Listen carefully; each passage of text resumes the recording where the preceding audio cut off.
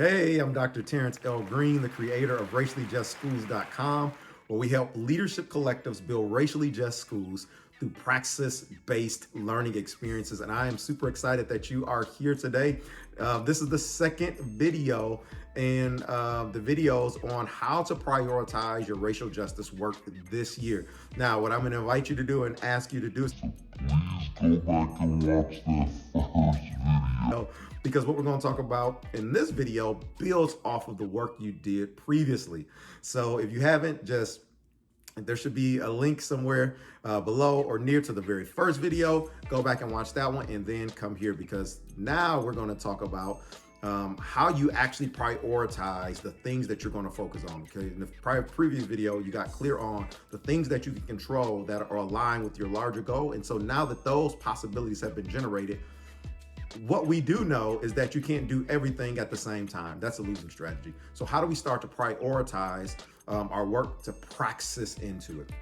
All right, and to do that, I like to use a tool called the effort impact scale, but I like to put a little twist on it. I call it the racial justice impact work matrix, and it looks like this. So essentially what you're going to do, you're going to have draw a y-axis and then go across and draw an x-axis. On the y-axis, you're going to put the impact on racial justice. All right, so it's impact. And then down here, this is going to be work. So on your x-axis, there's going to be work, and that's going to be work required. Okay.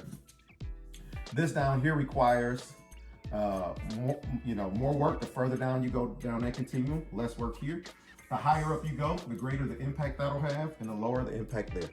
And then I'm gonna ask you to just come and draw a dotted line so that you can create 4 quadrants, okay?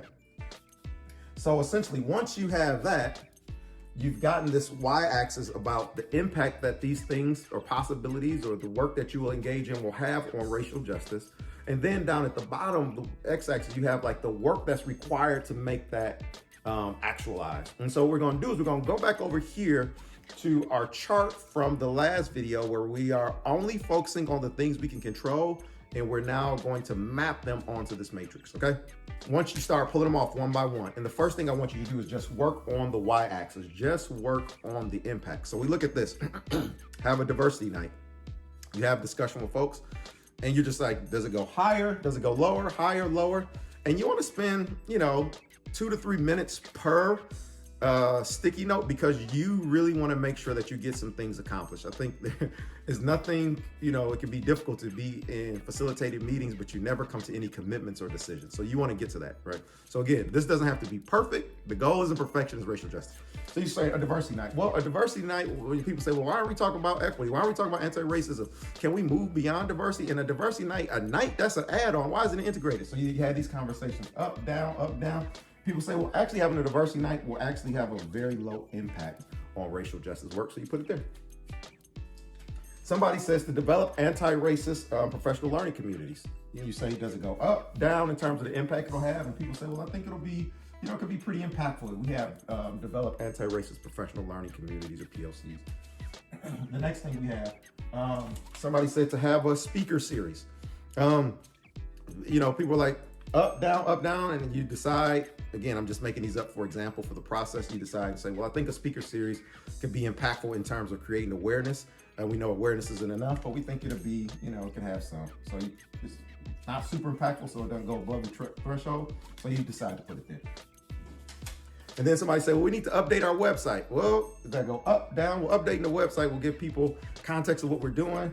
It doesn't necessarily break the threshold up here of being super impactful, but I think it could, at least help us communicate. So you put it there, right?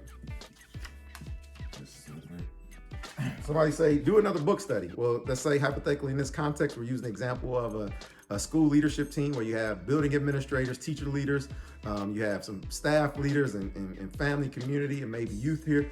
And you're like, our book study, in this particular context, you've done like 45 book studies. And so you're like, well, doing a book study is not necessarily gonna have this major impact on our goal. Remember, our goal from the last video was to develop racially just schools instructionally, but also systematically or structurally, right? So we got those 2 dimensions. But doing a book study, you decide that it won't be that impactful.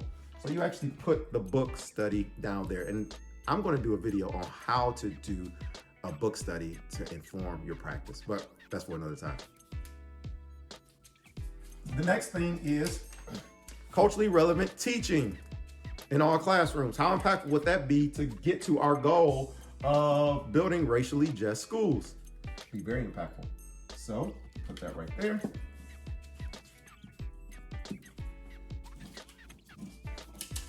Somebody says, have a press conference to let the world know this is the work we're doing. We could probably put that right at the same place as the website, and sometimes these start to overlap, which is okay. Create racially just assessments. Somebody says, wow, that could be important too. That could have a big impact on us reaching our goal, which we set our goal. Oops, that failed. And the next one is to create racially just assessments. And think about our goal. Our goal is to build racially just schools instructionally and structurally, right? And so creating racially just schools, assessments are super important. And I think another one failed. It's all good. When the work starts to fall, you pick it back up. Next, we have equity-based scheduling, right? So you say up, down, up, down. You say, oh yeah, having an equity-based scheduling could be important. So now you have all of the ideas and possibilities that you have generated, all of them that you have generated in line with your larger goal, and you can see which ones are the most impactful. So now what you want to start to do, now that you can see how you've prioritized their impact, now you want to talk about what is the work required to do these things, okay? So let's think about this.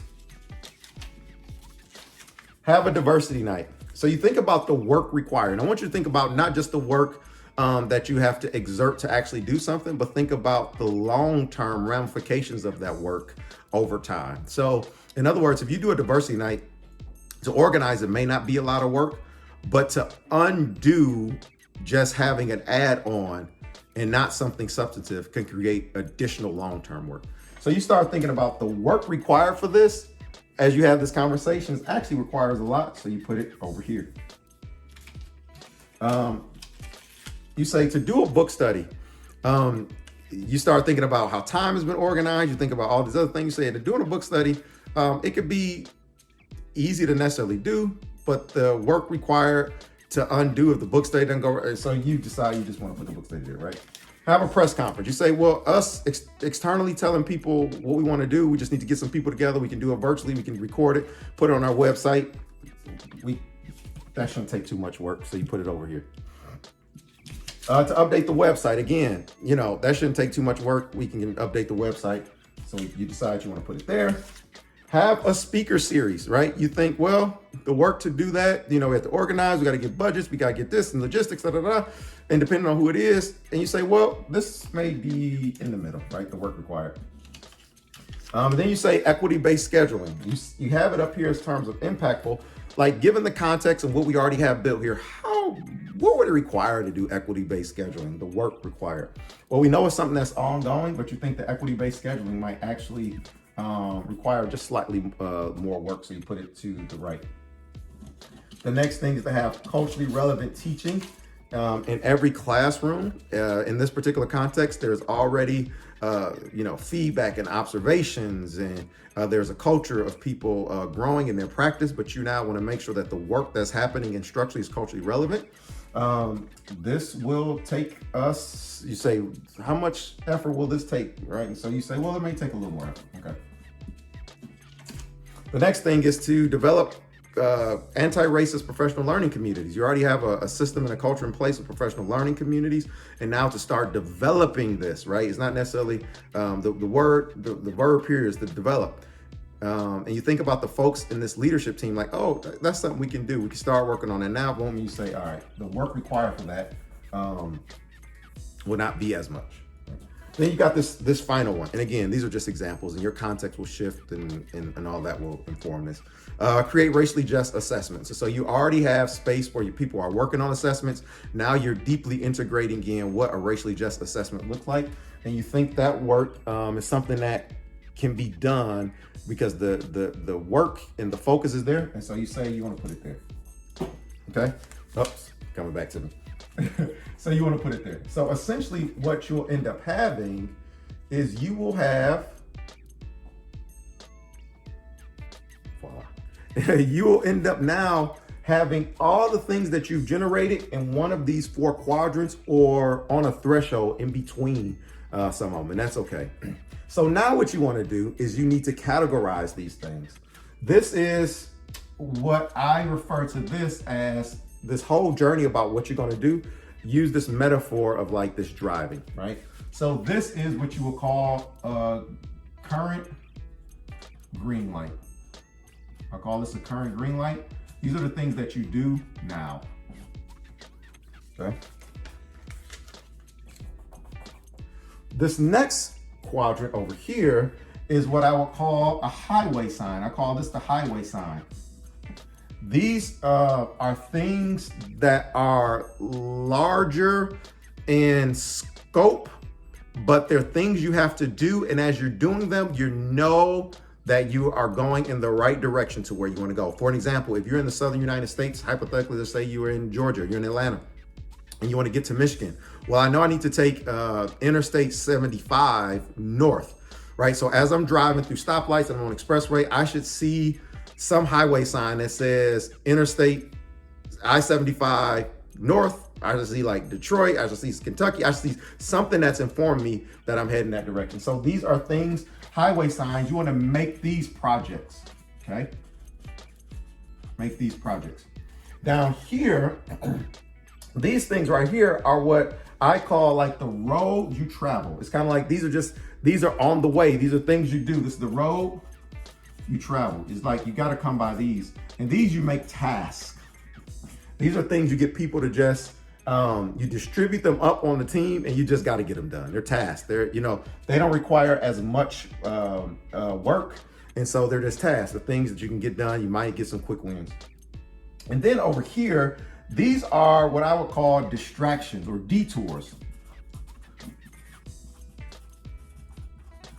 These are things that you discard, right? Or you don't do them right now. So why? Because these things will have very little impact, but they'll require a lot of work. And so essentially what you're going to do, I'll take this, put it over here, take this, put it over here. And so now what do? I start with the things that I do now.